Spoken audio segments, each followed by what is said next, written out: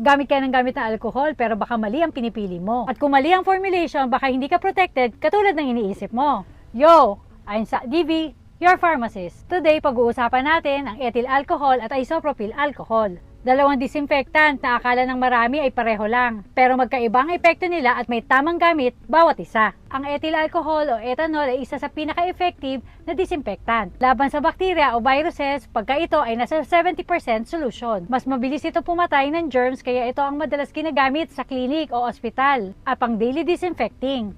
Magaang ito sa balat kumpara sa isopropyl. Kaya ito ay mas prepared sa mga sensitive skin. Ang isopropyl alcohol naman ay mas oily ang texture at medyo mas mabigat sa balat.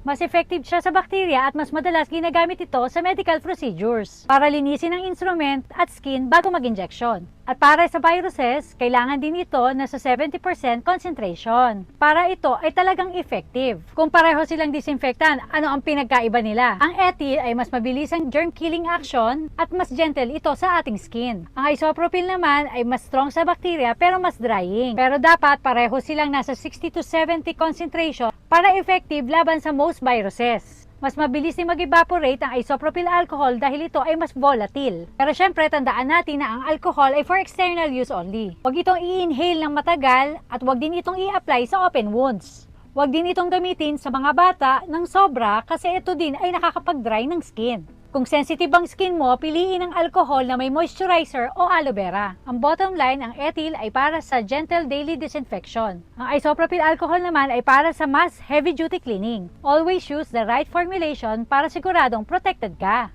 Hindi ka lang basta amoy malinis. Ikaw, ano ang gamit mo? Isopropyl alcohol o ethyl alcohol? Comment down below and please like, share, and follow us for more videos.